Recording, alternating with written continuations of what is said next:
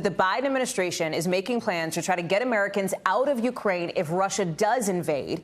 And the plan, this contingency plan, would involve bringing them through Poland, where U.S. troops would be set up waiting to help them.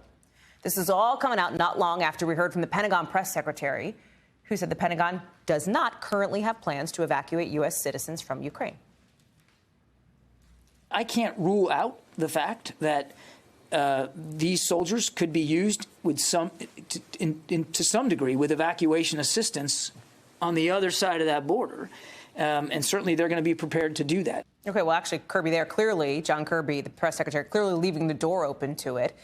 It seems like the White House, the Biden administration, is trying to avoid another chaotic evacuation like what we saw in Afghanistan last summer. They'd use the 82nd Airborne Division to set up checkpoints for medical screenings and some other operations. We also, by the way, learned President Biden today talked with French President Emmanuel Macron just one day after Macron had separate meetings with both Vladimir Putin and the Ukrainian President Zelensky. I want to bring in now Matt Bradley. Matt, can you tell us more about this NBC News reporting on this contingency plan, it seems, to evacuate Americans if the time comes? It feels like it can be read a couple of different ways here. Yeah, it's like you said, Hallie, it's impossible to know, really. Is this just more of, abundance of caution given the embarrassment and the scramble that we saw after Afghanistan? Or is this a real thing? Is this actually reflecting the direness of the situation? It's really hard to know exactly. And the fact is it could be either. It could be both. There's been this question all along of when Vladimir Putin, when Russia says, oh, we're not planning to invade, that's talk, but then look at what the action is. And the action now, today, is that we're learning that Russian military commanders are now in Belarus. Is this not an escalation?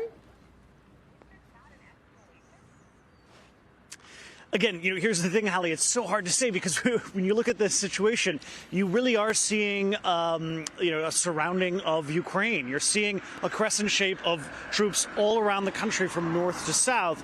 Here in Ukraine, nobody seems to be alarmed. Everybody seems to be acting as though this isn't a big deal. This is par for the course. This is almost an annual event. So as far as leadership here and the official, in public and private, the official position of the government seems to be that this isn't that big of a deal. But really, this is one of the largest marshaling of forces around the borders of Ukraine ever since World War II. So it's really hard to know. I don't know, and I think anybody who tells you they do probably doesn't have much of a clue. You've been on the ground for us in Ukraine for weeks now, and I know you have some new reporting about people, Ukrainians, donating supplies to the Ukrainian military, right? What's the story there? Yeah, I mean, in our hotel lobby just a little while ago, we saw, a clear plastic box that said Ukrainian military, and there was some change. There was some, bits of currency, some pocket change in there. It was as if anybody could just dump some change. And this wasn't, again, this is different from, donating money to saying that you can kind of, give money to, veterans or veterans' families. This is money going to hardware. This is money going towards the actual, military troops on the front line. And that's really different. It just goes to show the extent to which this military isn't just outmanned and outgunned, it's also outfinanced. The Russian military expenditure in 2020 was about 10 times what it was in Ukraine. And that just goes to show that this military is going to have a very, very hard time fighting on the front lines when it comes to an actual engagement, if it comes to that. Hallie? Matt Bradley, live for us in Ukraine. Matt, thank you. Thanks for watching our YouTube channel. Follow today's top stories and breaking news by downloading the NBC News app.